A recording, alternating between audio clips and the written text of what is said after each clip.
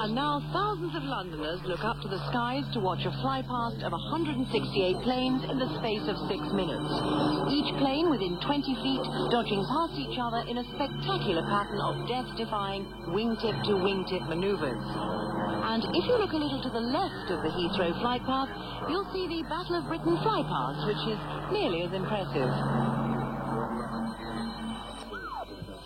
Hello, and here in the White House press lobby, rumors arrive that President Bush is set to make a momentous announcement to the assembled reporters. Here he comes now. Ladies and gentlemen of the world's press, great news. Patty Ashdown is behind us all the way. That is incredible. I don't think anybody dared hope for that. Lot 23, the age of retirement of the Tory Prime Minister. Who'll start the bidding at 65? 65. Thank you, madam. Do I hear 70? 70. Thank you again, madam. I have 70 from the lady in the tight corner. Will anyone offer 75? 75, 80. 80. I have 80, ladies and gentlemen. I bid 80 for the retirement age of the Tory Prime Minister. Do I have any further bids? 80, going once, going twice? Sold to 85. the... madam? 90. 120. Madam, please, the bidding's closed, madam. Thank you. 462. And now here is next week's news. The weekend. Mrs. Thatcher arrives in Saudi Arabia to talk to and console troops wounded in the conflict with Iraq. Then realizes that she's several months too early. Monday. After the manager of Sheffield United calls on his players to improve their image by helping in the community, Vinnie Jones responds by throwing an old lady across the road. At a special dinner to celebrate the centenary of Agatha Christie's birth, the guests mysteriously disappear one by one. Tuesday. The man who dialed the new 0809 hotline to hear a message from the Pope says it cost him over £100, as he had to listen to 47 other languages before getting to one he could understand. Wednesday. The Sunday People journalist who bought a brothel in Thailand admits that it has stopped him feeling homesick for the office. Tiny Rowland's Lonhro Group is served with a writ for boring the public. Thursday. Staff at the East London Hospital, where an escaped mental patient was arrested after 3 weeks of pretending to be a doctor, say they first became suspicious when he began to turn up for work in the mornings, wide awake and clean-shaven. Friday. Mrs. Thatcher again apologizes to Czechoslovakia for Britain's behavior in 1938 and offers to return Robert Maxwell. And finally, the first people to use a new lavatory which gives them a medical checkup complain about where it puts the spatula when they say, ah. And that is the end of next week's news. Right, traitor. This is your last chance. Do you or do you not declare allegiance to our glorious leader, President Saddam? Never! I would rather die than forswear my deeply committed beliefs. You can kill a man, but you cannot kill a dream. Very well, then. Squad, attention! Take aim! Fire! Long live Paddy Ashton!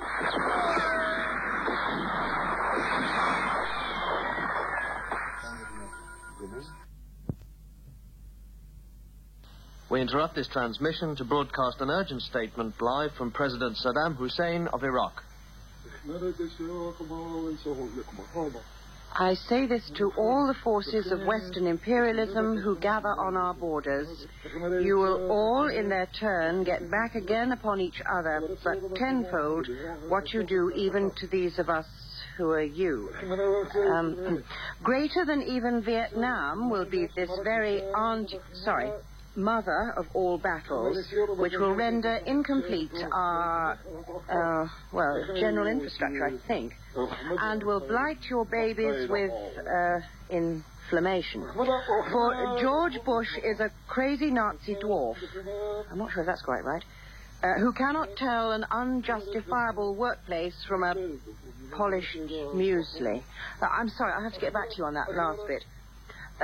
From today, I intend to strike out without sexist on all who stand in my bridle way, beginning with those who misrepresent my language issues and distort my words into America. I will immediately sending out to translators, ruthless security guards to violently embrace? Grasp. Oh, yes. Strangle. That's it.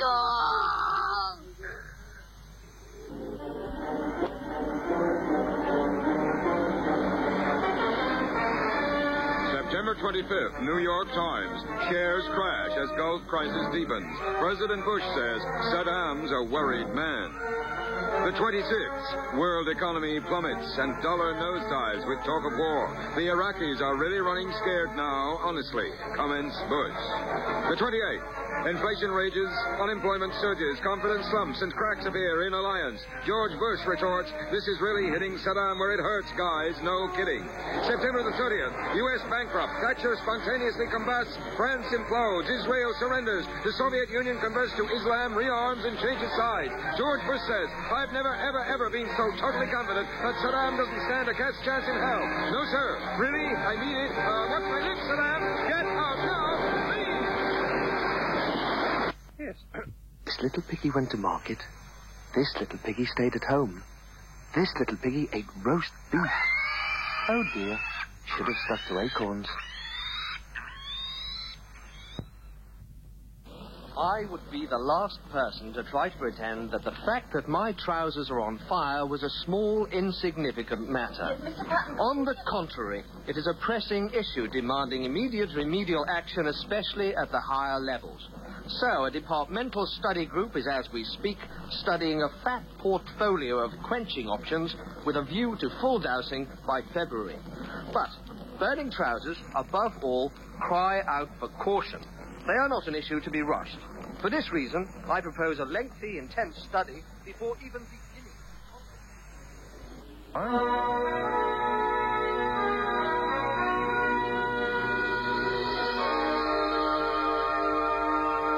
Captain's Lodge, Stardate 41153. You're receiving signals that made even Spock prick up his ears. Someone or something is trying to make out I'm old. I'm not old. Engineering? Scotty, you're not old, are you? Well, I am a bit incontinent, Captain. I can't hold it much longer. Spock, do something. 3,294,612. The odds against our survival? Negative, Captain. Our combined ages. Intruders! Being over the bridge, Captain!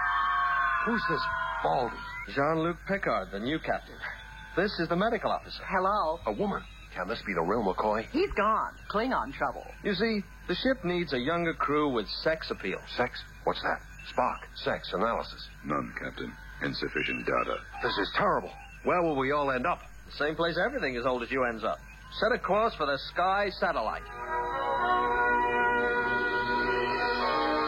Here. And now here is next week's news. The weekend. Professor Rubik, whose new puzzle is even more baffling, mind-bending, and difficult to solve than the cube, admits he first got the idea when he received the British Telecom bill. Monday. The Home Secretary, attempting to prevent former MI6 traitor George Blake from profiting from his newly published memoirs, decides to ignore its publication. The £1 million note coming up for sale at Christie's next month is expected to fetch 5 gallons of petrol. Tuesday. The policemen who discovered £500,000 worth of cannabis in a Reliant Robin say they first became suspicious when they saw the vehicle travelling on the motorway close to the speed limit. Wednesday. After it's announced that sewing coloured material into your jeans to make flares is once again a valid fashion option, fears grow that this is proof BSE can be passed to humans. Thursday. Commenting on the joys of married life, newlywed Jane Torville says it was nice to find something else to do to the tune of Bolero. Friday. After English reading and writing lessons are made compulsory in schools in Outer Mongolia, schools in Britain are urged to follow suit. And finally, as glow-in-the-dark condoms go on sale for the first time in California, people say it makes a pleasant change to light up before instead of afterwards. And that is the end of next week's news.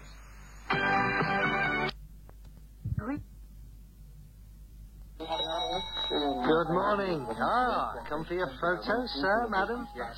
Let's see. Been a bit of a disaster, I'm afraid. New camera, was it? One of those shoddy multinational jobs, I'd say. Well, look at this print. Fuzzy, out of focus. Well, the Americans miscalibrated the mirrors. Reality, you should have set the lens to that little symbol of a galaxy, you see? And this one's very blurred. Looks like camera shake. Well, the British solar panels vibrate a bit. Long-distance stuff really needs a firm mount. Like a tripod, maybe. Let's look at the others, Doesn't point the lens into the sun, you see. Didn't you read the manual? Actually, it's a 6-volume computer program in Japanese. Now this one. It's a mistake all beginners make. Look there. Over the Horsehead Nebula. Oh, Hubble has done it after all. This could be the astronomical find of the century. What is it? It's a thumb, madam. Well, better luck next time. And I wonder if you wouldn't be better off with an Instamatic. Will there be anything else? Yes, just the one thing. Sir, could you put a new film in it for us? And now here is next week's news. The weekend. Western military observers fear that Edward Heath's trip to Iraq bring the chances of a preemptive strike by Mrs. Thatcher that much closer. Monday. The local residents who are objecting to having the Archers theme park on their doorstep are reassured when they're told it will only be open for 15 minutes a day and an hour on Sunday mornings. The post office, who are to commemorate the centenary of Crufts with a set of stamps with dogs on, say they'll be just like ordinary stamps, except that you sniff them before licking them. Tuesday. Princess Diana, who was stopped by police for driving at 55 miles an hour in Kensington High Street, is let off with a warning after explaining that she was dashing home to check out a rumour that Prince Charles was there. The squad of detectives assigned to find unofficial Teenage Mutant Hero Turtle toys and games say the fakes are easy to spot. They're the ones of good quality and reasonably priced. Wednesday.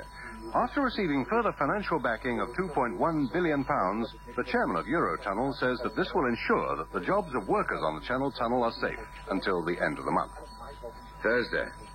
Following a survey revealing that 50% of 5-year-olds use video recorders and swear, parents are relieved to know that their children have as much trouble as they do in programming a video. Friday. After a report recommends that lawyers use shorter and more concise words and phrases, the Law Society says that its members aren't of a mind to donate a fragment of bodily waste product about said publication. And that is the end of next week's news. Hi there. Death. It's a problem, isn't it? But you have to smile. This week's Hi There, Dead Famous tribute is devoted to that most mercurial of musical talents, Leonard Bernstein. He was born 72 years ago, and as his compositions would so often reflect, in America. The child of Ukrainian immigrants, no one appreciated more than Bernstein the sense of freedom and opportunity that the United States had to offer. An appreciation he was to celebrate in countless memorable songs.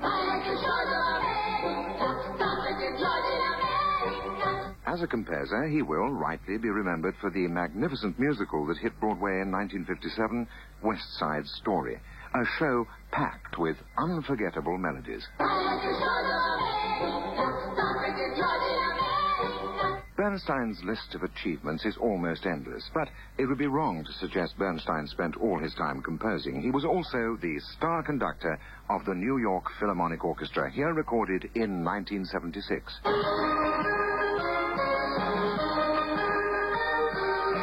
And so we say hi there and goodbye to the man of 1,000 tunes, Leonard Bernstein, who last week passed away in America.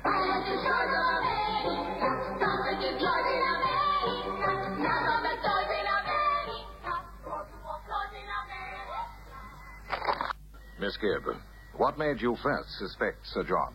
Well, he always used to wear these furry brown suits and leave a pile of earth in the middle of the office.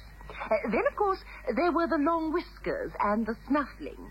And the fact that he never opened his eyes during the day.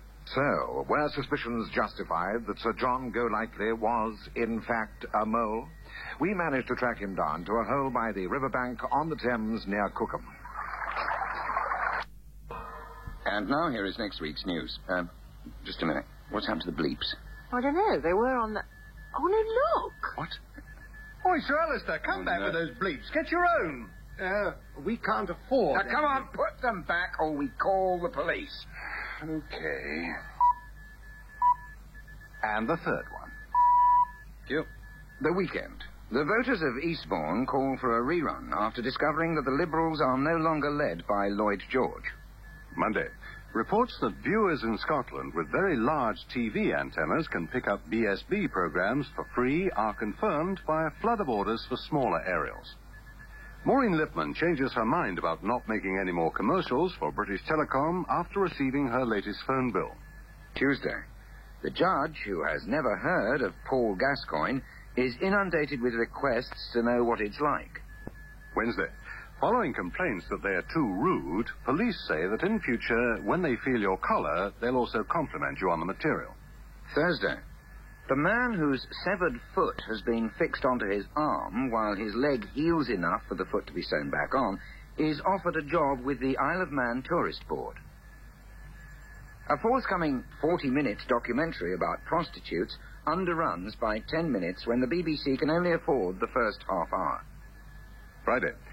Gingerbread, the charity set up to help one-parent families, sends membership forms to Princess Diana. And that is the end of next week's news.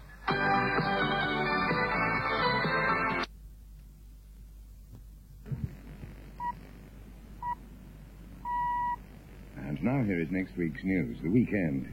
Fears that the Liberal Democrats' new policy document will be obscure and difficult to understand are confirmed when film director David Lynch buys the rights to it. Lord Linley, whose restaurant sells Marks and Spencer food at very high prices, says he got the idea from Marks and Spencer. Charged by the Football Association with bringing the game into disrepute, Arsenal asked for 41 other games to be taken into consideration. Monday. Reports that Princess Diana took Princes William and Harry on a white-knuckle ride are confirmed when it's revealed that she drove them down Kensington High Street. Following the disclosure that BBC TV Drama is to spend £30,000 on 10 racehorses to appear in television productions, Radio Drama announced plans to buy a new set of coconut shells for their plays. Tuesday. The plan to bring back the 3 R's is delayed while everyone tries to remember what they were. In Salford, the residents of Britain's most burgled street, with 125 break-ins in 10 weeks, say they'd like to set up a neighbourhood watch scheme, but nobody dares leave home to go to the meetings. Wednesday. The Staffordshire Bull Terrier, who's being held together by just 17 bolts following a road accident, is adopted as a mascot by MFI. Thursday. Following the ruling that soldiers cannot be made to pay poll tax, army recruiting centres are overrun by student nurses and pensioners. After a third of a pint measure is introduced in some pubs, a brewery spokesman says they thought it was about time it was made official. Friday. The film producer who wrote the plot of a horror movie on an old pot noodle carton discards his original idea and makes the film about the ingredients instead. And finally, patients who are part of the new NHS plan to return home on the same day after major operations say the worst part is having to go back the next day to have the stitches inserted. And that is the end of next week's news. I mean, to be perfectly frank, the Italians are the worst. Or, well, actually, no, the frogs. Oh, I hate them. I really do hate them. And the crowds. What a Your bunch pizza, sir. Oh, yeah, tart, thank you. And there's your garlic bread Right. and your pint of flame brow. Hello. Here's the weather. Centred over Norway, we have last week's deep depression, which for a while threatened to drift across England, causing 1,000-mile-per-hour winds, meteor storms, and a collapse in gold prices. Well, happily, it bypassed us and headed north, but who's to say it won't suddenly stop, turn around, and head straight for Potter's Bar? An area of high pressure in the Irish Sea should mean a mild day for most of England and Wales, but don't blame me if we see the most enormous earthquake in history, devastating the length of Offa's Dyke and causing the Principality to drift off and attach itself to the east coast of the United States. Scotland, well, that's probably going to be a northern country of Celtic origin throughout most of the day. The outlook: dully, rainy, brighty, humidity, freezing, clear, foggy, mild, thundery, dry, wet, warm. In fact, a combination of any of the above. So, all in all, next few days, we're very likely to see quite a lot of, weather. Yeah, we think. Finally, a brief look at what they can expect in the Caribbean over the weekend.